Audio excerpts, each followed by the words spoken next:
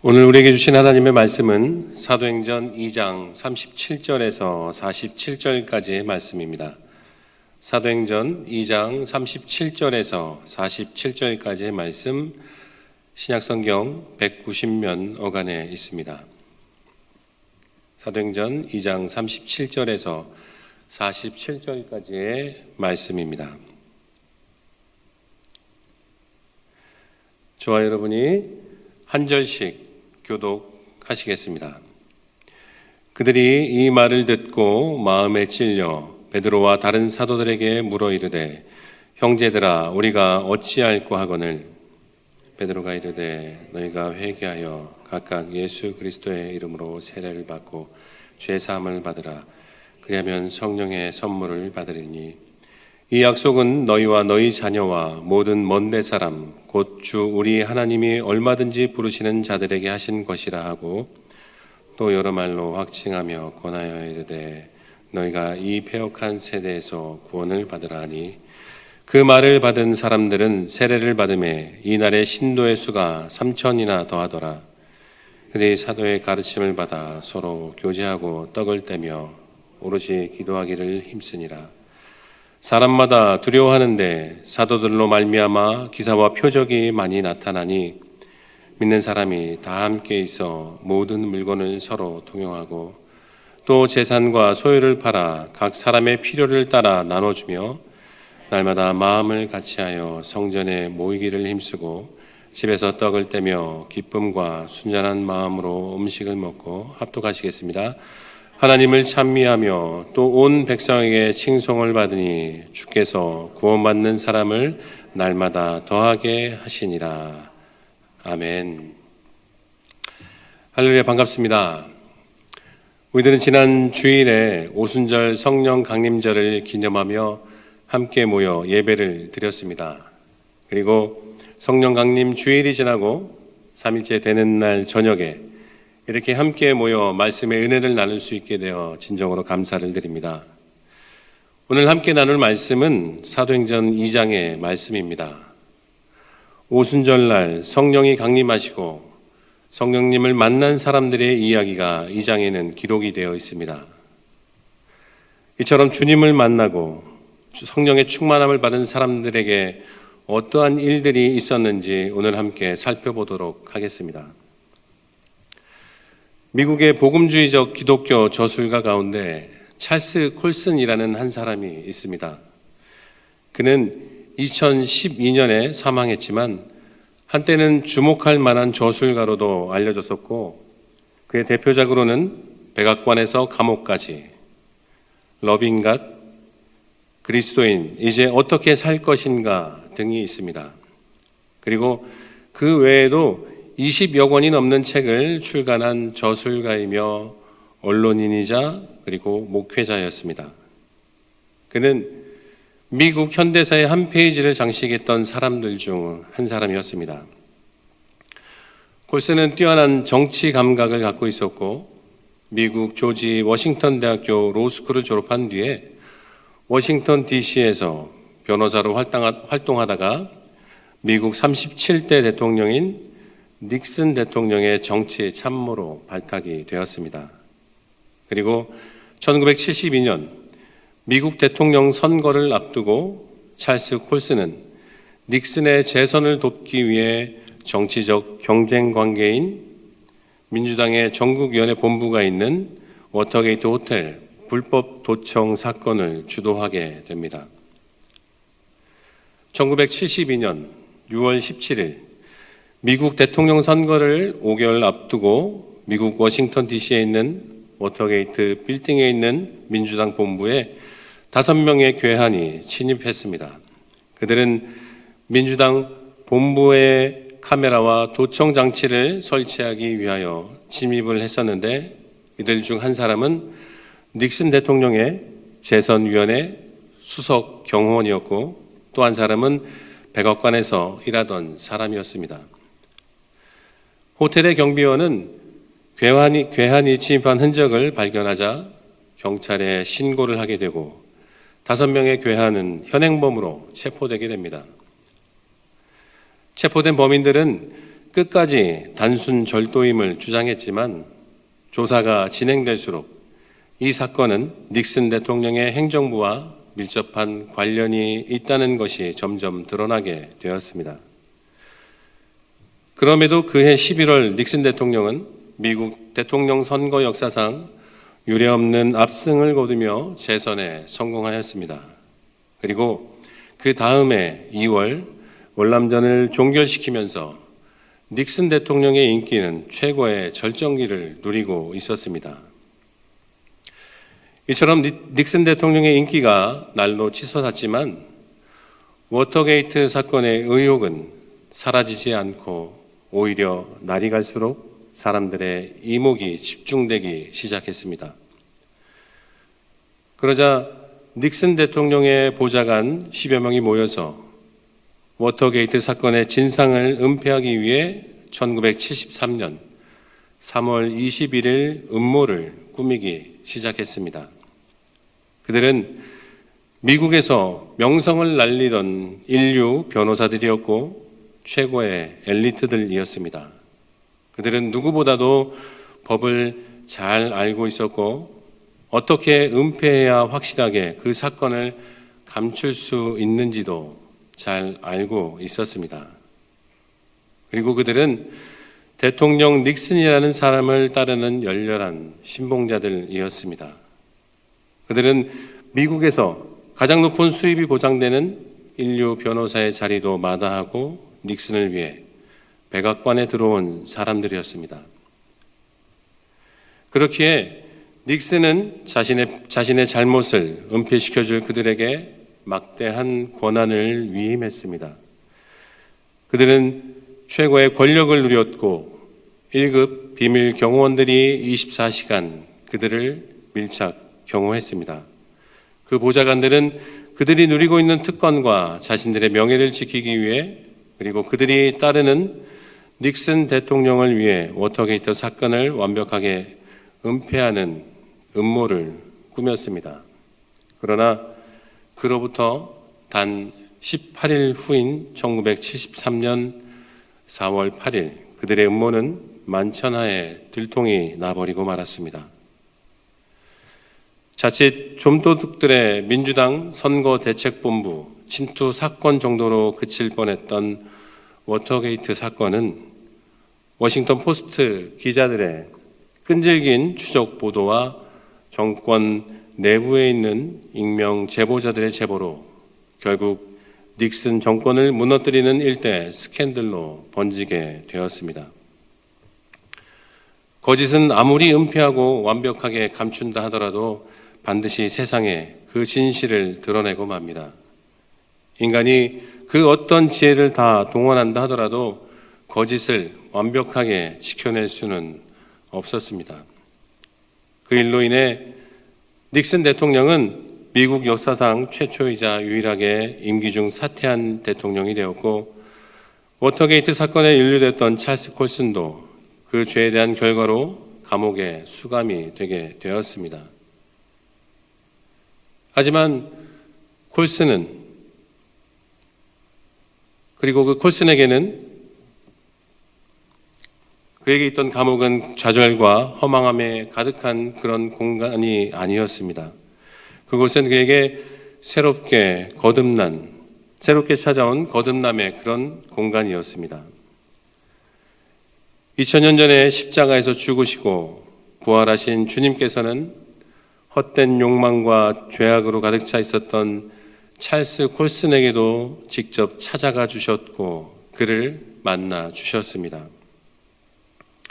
콜슨은 진정한 믿음을 가진 동료 직원들의 끊임없는 기도와 헌신적인 도움에 마음의 깊은 감동을 받게 되었고 C.S. 루이스의 순전한 기독교를 읽으며 자신의 죄를 진심으로 깨닫고 회심을 하게 되자 그는 비로소 거듭난 신앙인의 길을 걷게 되었습니다.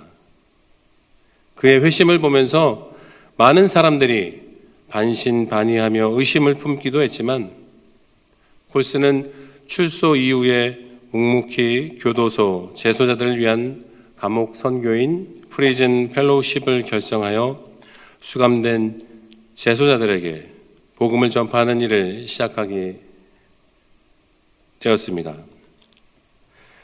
한때는 권력의 눈이 멀어 헛된 욕망을 위해 쓰던 사람이었지만 이제는 권력이 아닌 예수 그리스도의 사랑의 실천을 최우선 가치에 두는 진정으로 거듭난 그리스도인이 되었습니다. 그 이후에도 그는 진정으로 헌신된 활동을 하였고 많은 사람들에게 감동을 주며 그 공로를 인정받아 종교계의 노벨상인 템플던 상을 수상하기도 했습니다. 그리고 그는 2005년에는 시사주간지 타임이 선정한 미국에서 가장 영향력 있는 복음주의자 25인에 선정되기도 하였습니다. 이 찰스 콜슨이 1995년 자신이 쓴 백악관에서 감옥까지의 서문에 이와 같이 기록을 하고 있습니다. 이 책은 과거의 이야기를 하고 있다. 미국 격동기의 정치, 미국 역사상 유일하게 대통령의 사임으로 결말이 난 워터게이트 사건에 대해서 이야기하고 있다. 그러나 사실 이 책은 그것보다 훨씬 더 오래전의 이야기, 수세기 동안 반복되어 온 이야기를 하고 있다. 그것은 진리의 이야기, 소망의 이야기, 인간의 삶을 변화시키는 예수 그리스도의 능력에 대한 놀라운 복음의 이야기이다. 이 책을 읽으면서 여러분이 바로 그 복음과 만나게 되기를 바란다. 찰스 콜슨은 참된 진리이신 예수 그리스도를 만나게 되자 이전에 헛된 삶에서 돌이켜 본 어게인을 한 진정으로 거듭난 자로 오직 예수님의 복음을 증거하는 자로 살아가게 되었습니다. 오늘 우리가 함께 읽으신 사도행전 2장에서도 참된 진리이신 예수 그리스도를 만나고 변화되어 성령의 충만함을 입은 사람들의 이야기가 나옵니다. 죽음을 이기고 부활하신 예수님께서는 직접 그 제자들을 찾아가 이렇게 말씀하셨습니다. 사도행전 1장 4절과 5절입니다. 사도와 함께 모이사 그들에게 분부하여 이르시되 예루살렘을 떠나지 말고 내게서 들은 바 아버지께서 약속하신 것을 기다리라. 요한은 물로 세례를 베풀었으나 너희는 몇 날이 못되어 성령으로 세례를 받으리라 하셨느니라.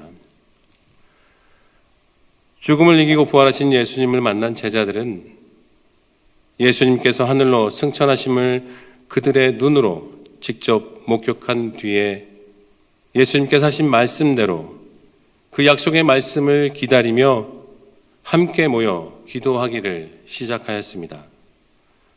사도행전 1장 12절과 14절입니다. 제자들이 감람원이라 하는 산으로부터 예루살렘에 돌아오니 들어가 그들이 유하는 다락방으로 올라가니 제자들이 다 거기에 있어 여자들과 예수의 어머니 마리아와 예수의 아우들과 더불어 마음을 같이하여 오로지 기도에 힘쓰더라. 예수님을 만난 제자들은 다 한자리에 모여서 약속의 말씀을 기다리며 약속하신 성령을 받기를 위해 오로지 기도에 힘썼습니다. 그리고 몇 날이 못되어 오순절 날이 이르게 되자 하늘로부터 바람과 같이 불과 같이 성령이 그들 가운데 임하셨습니다. 그들은 각기 다른 나라 방언으로 말하기를 시작하였고 많은 사람들이 당황하고 놀라워하는 가운데 성령의 충만함을 받은 베드로가 일어나 예수 그리스도의 복음을 전하기 시작했습니다. 그리고 사도 베드로의 설교가 시작하자 그 메시지를 들은 사람들 가운데서 죄에 대한 깊은 자각과 회개가 일어나게 됩니다. 사도행전 2장 37절입니다. 그들이 이 말을 듣고 마음에 찔려 베드로와 다른 사도들에게 물어 이르되 형제들아 우리가 어찌할꼬 하거늘. 성령의 충만함을 입은 베드로의 설교를 듣자 그들은 마음 가운데 그들의 죄에 대한 자각이 일어났습니다. 그리고 그것을 숨기거나 덮어버리려고 하지 않고 이 죄의 문제를 해결할 수 있는 방법을 알려달라고 다시 베드로에게 물었습니다. 그러자 베드로는 이렇게 이야기합니다. 38절입니다. 베드로가 이르되 너희가 회개하여 각각 예수 그리스도의 이름으로 세례를 받고 죄 사함을 받으라. 그리하면 성령의 선물을 받으리니 이 약속은 너희와 너희 자녀와 모든 먼데 사람 곧 주 우리 하나님이 얼마든지 부르시는 자들에게 하신 것이라 하고, 그리고 이어지는 베드로의 말입니다. 사도 베드로가 또 여러 말로 확증하며 권하여 너희가 이 패역한 세대에서 구원을 받으라고 말했을 때 이날의 신자의 수가 3,000명이나 더하게 되는 놀라운 회개와 부흥의 역사가 일어나게 된 것을 우리는 보게 됩니다. 자신 안에 있는 죄의 문제를 깨닫고 자신의 죄를 자복하며 회개하여 예수 그리스도의 이름으로 죄 사함을 받는 놀라운 성령의 역사가 나타난 것은 우리가 오늘 읽은 성경에서만 나타난 것은 아니었습니다. 1903년과 1907년에 한국의 원산과 평양에서는 대부흥이라고 일컬어지는 놀라운 성령의 역사가 일어났습니다. 원산 부흥운동은 좁은 의미로 1903년 원산에서 캐나다 출신의 선교사 로버트 하디가 인도한 사경회와 부흥회를 지칭하기도 하지만 넓은 의미로는 1903년 하디 부흥회 이후 1907년 평양 대부흥운동이 일어나기 전까지 지속된 한국교회 부흥운동을 말합니다. 토론토 의과대학 출신으로 원산에 파송됐던 하디 선교사는 학력으로나 직업적으로 뛰어난 사람이었지만 가는 곳마다 노력에 비해 열매가 초라한 그런 실패한 선교사였습니다. 그러던 가운데 1903년 8월에 열리는 선교사 기도회를 하디가 준비하던 중에 누가복음 11장 13절인 하물며 너희 하늘 아버지께서 구하는 자에게 성령을 주시지 않겠느냐라는 말씀을 묵상하다가 자신이 성령 충만을 받지 못했기 때문에 사역에 실패했음을 깨닫게 되었습니다. 기도회가 시작되기 전부터 성령 충만을 깨닫고 회개하던 하디는 기도회 강의 시간 내내 울면서 동료 선교사들 앞에서 자신의 죄를 통회하며 자복하였습니다. 명문대 의대 출신으로 의사라는 신분에 대한 우월함과 조선인들을 미개하고 무식한 백성으로 생각했던 교만함 등을 포함하여 성령을 의지하지 않고 자신의 실력을 의지했던 영적인 어리석음 등을 하디는 눈물로 고백하였습니다. 그리고 하디의 회개로 시작했던 이 기도회는 또 다른 선교사들의 눈물과 회개로 이어지게 되었습니다.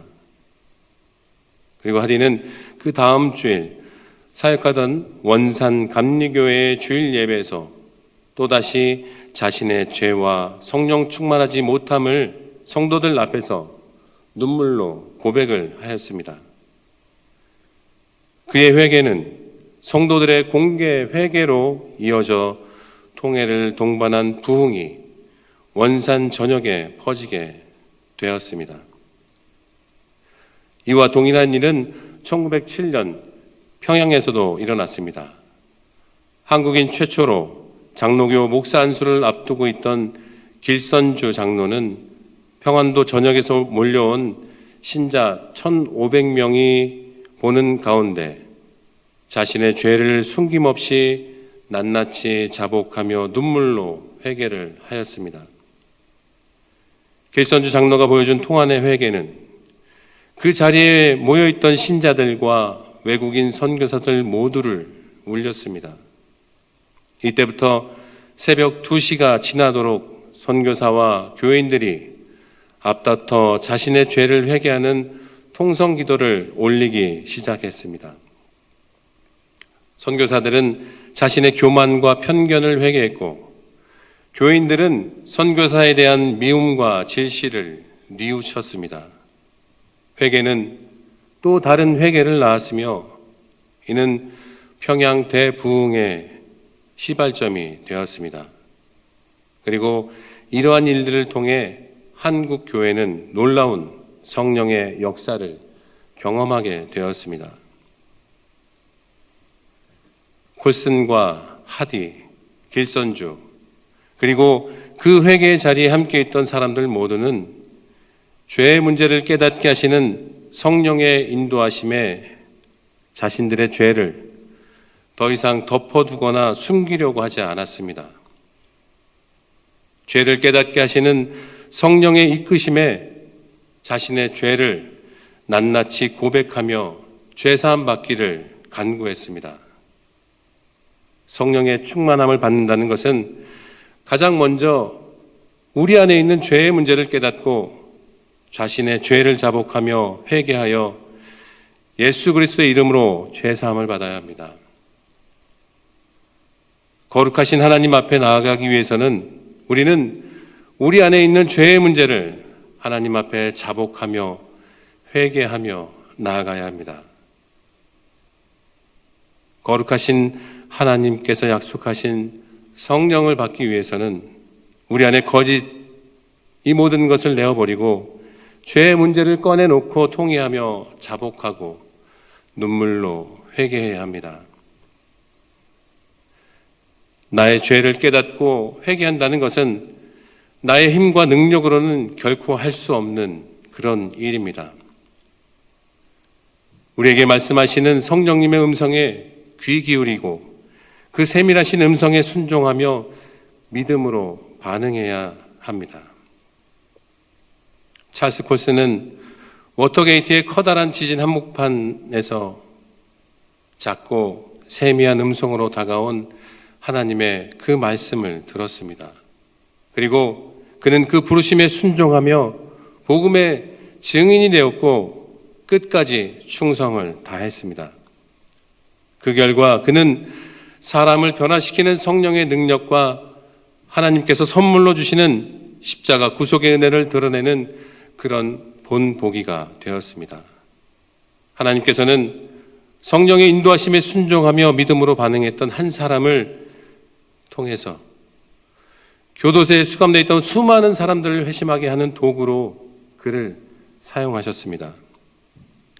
그리고 오늘 우리가 읽은 본문의 초대교회 사람들도 자신의 죄를 깨닫고 회개하며 성령의 충만함을 받자 자신들이 가지고 있던 것들을 아까워하지 않고 다른 사람들에게 나누어 주기 시작했습니다.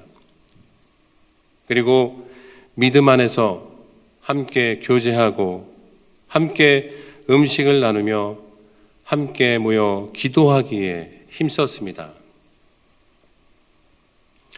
힘쓰다라는 말을 표현하는 한국말 가운데 애를 쓴다라는 말이 있습니다.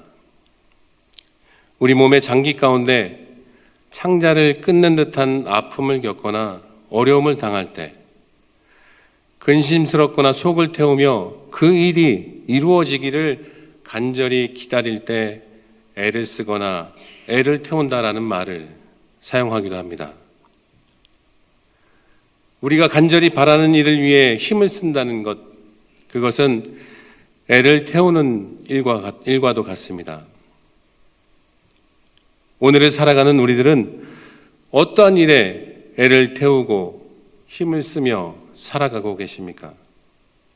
남들보다 더 많은 돈을 벌기 위해서, 남들보다 더 좋은 집에 살기 위해서, 남들보다 더 많은 부와 권력을 갖기 위해서 애를 쓰고 계십니까? 아니면 나의 것을 아까워하지 않고 믿는 자들과 함께 나누며 성도의 교제를 하고 함께 한 마음으로 기도하는 일에 힘을 쓰며 살아가고 계십니까? 우리가 세상에 속한 자가 아니라 참된 그리스도인으로 살아가기 위해 애를 쓰고 노력하는 그 모든 일에는 하나님께서 그 결과를 책임져 주실 것입니다. 초대교회 믿음의 사람들이 세상과 다르게 살 수 있었던 것은 성령의 은혜와 성령 충만의 능력 때문에 가능했습니다. 사랑하는 성도 여러분, 성령의 충만함을 구하시기를 바랍니다. 성령의 임재하심을 간절히 사모하십시오. 그리고 우리의 죄를 깨닫게 하시고 우리를 인도해 주시는 성령님의 세밀한 음성에 믿음으로 반응하시기를 바랍니다. 주님을 믿는 사람들은 성령 안에서 살아가는 사람들입니다.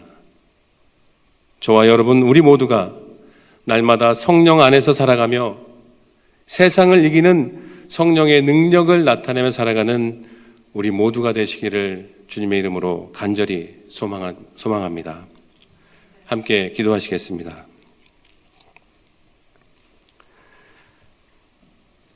생명의 주관자 되시는 참 좋으신 아버지 하나님, 우리를 위하여 생명까지 내어주신 주님 앞에 우리들은 세상의 헛된 것을 바라보며 주님을 도구 삼아 우리의 욕심을 채우려고 했던 우리의 죄와 허물을 이 시간 고백하며 회개합니다.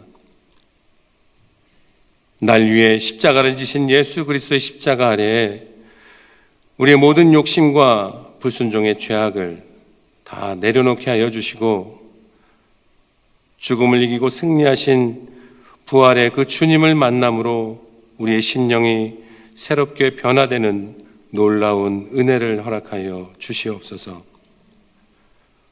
그와 같이 버려두지 않으시고 보혜사 성령님을 보내주시겠다 말씀하신 주님의 약속의 말씀을 늘 기억하게 하여 주시고 오직 약속의 말씀을 굳게 믿고 기도에 힘쓰는 우리 모두가 되게 하여 주시옵소서.